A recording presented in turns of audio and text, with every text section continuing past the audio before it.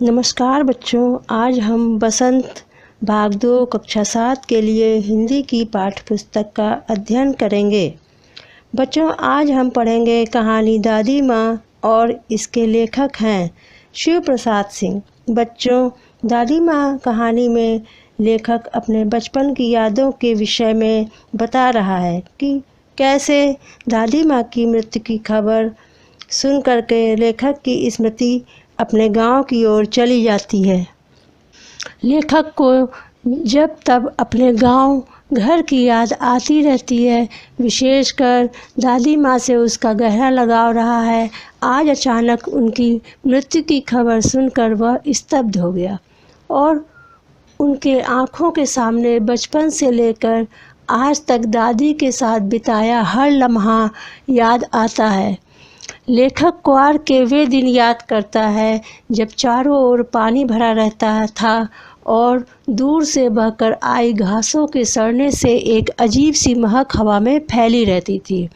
इसी मौसम में झाग वाले पानी से भरे तालाब में कूद कर नहाना बच्चों को अच्छा लगता था।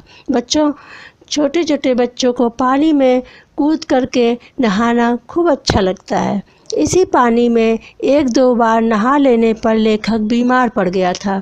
दादी दिन रात उसकी चारपाई के पास बैठी रहती और हाथ पैर छूकर ज्वर का अनुमान करती, पंखा झलती, लेप करती और बीमारी दूर करने के लिए विशेष प्रकार का भोजन बनवाती।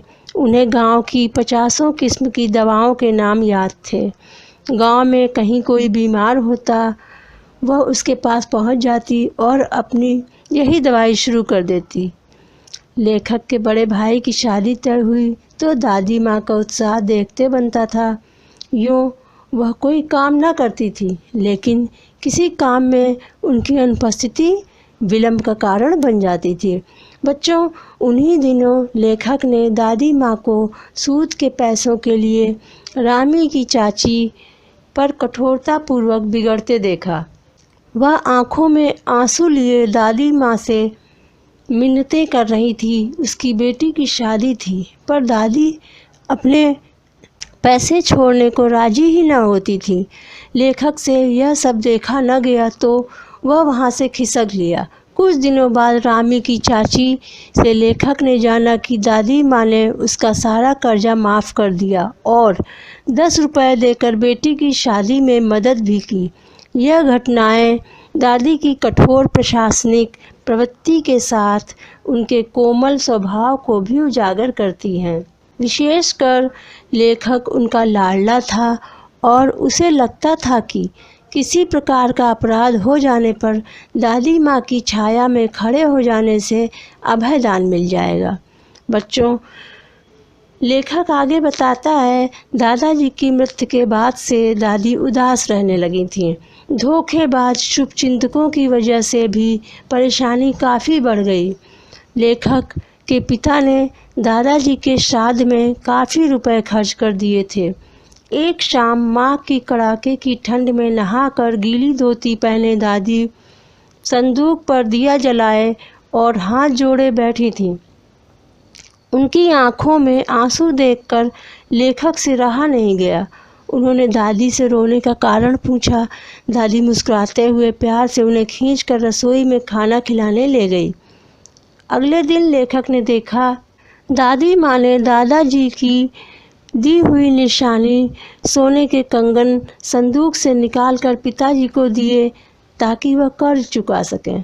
लेखक को दादी माँ किसी शाप भ्रष्ट देवी सी लगी। लेखक अतीत से वर्तमान में लौट आया। बड़े भाई का लिखा पत्र अब तक उसके हाथों में कांप रहा था और वह यकीन नहीं कर पा रहा था कि दादी माँ सचमुच नहीं रहीं। बच्चों, इस पाठ के कठिन शब्द हैं जरा सी, थोड़ी सी, जिसका अर्थ है थोड़ी सी, प्रतिकूलता, विपरीत, गंध, महक, सरसाम, कपकपी के साथ होने वाला बुखार, विसूचिका, संक्रामक रोग, निकसार, निकास, घेउर, ताल में उपजने वाली घास, व्यय, खर्च, विलीन, लुप्त या गायब। अभिनय नाटक छाया आड़ उड़िन ऋण मुक्त। वात्याचक्र घटनाक्रम या चक्रवात। निस्तार उद्धार। बच्चों इस पाठ के प्रश्न हैं। पहला है, लेखक को अपनी दादी माँ के साथ बचपन की और किन किन बातों की याद आ जाती है। लेखक को जब पता चला कि दादी माँ की मृत्यु हो गई है तो उनके सामने उनके साथ बिताई गई कई यादें जीवित हो उठी। उसे अपने बचपन की स्मृतियाँ, गंधपूर्ण झाग भरे जलाशयों में कूदना, बीमार होने पर दादी माँ का दिन रात सेवा करना, मुसीबत के समय पिताजी को सांत्वना देना, किशन भैया की शादी पर औरतों द्वारा किए जाने वाले गीत और अभिनय के समय चादर ओढ़कर सोना और पकड़े जाना आदि बातें याद आ जाती हैं। दूसरा प्रश्न है, दादाजी की मृत्यु के बाद लेखक के घर की आर्थिक स्थिति खराब क्यों हो गई थी। दादाजी की मृत्यु के बाद लेखक के घर की आर्थिक स्थिति खराब हो गई क्योंकि उनके पिताजी और भैया ने धन का सही इस्तेमाल नहीं किया। वह धन भी कर्ज में लिया हुआ था। गलत मित्रों की संगत से सारा धन नष्ट कर डाला। दादाजी के श्राद्ध में भी दादी माँ के मना करने पर भी लेखक के पिताजी ने अपार संपत्ति व्यय की। अनुभव की कमी के कारण लेखक के घर की आर्थिक स्थिति खराब हो गई थी। प्रश्न 3 है, दादी माँ के स्वभाव का कौन सा पक्ष आपको सबसे अच्छा लगता है और क्यों। दादी माँ के स्वभाव का सेवा, संरक्षण, परोपकारी व सरल स्वभाव आदि का पक्ष हमें सबसे अच्छा लगता है। दादी माँ भले ही कटु वचन बोलती थीं, परंतु घर के सदस्यों तथा दूसरों की आर्थिक मदद के लिए हर समय तैयार रहती थीं। रामी चाची का कर्ज माफ़ कर उसे नगद 10 रुपये भी दिए ताकि उसकी बेटी का विवाह निर्विघ्न संपन्न हो जाए। इन कारण से ही वे दूसरों का मन जीतने में सदा सफल रहे। अन्य प्रश्नोत्तर हैं पाठ के। पहला प्रश्न है, दादी माँ नामक पाठ से हमें क्या संदेश मिलता है या क्या सीख मिलती है।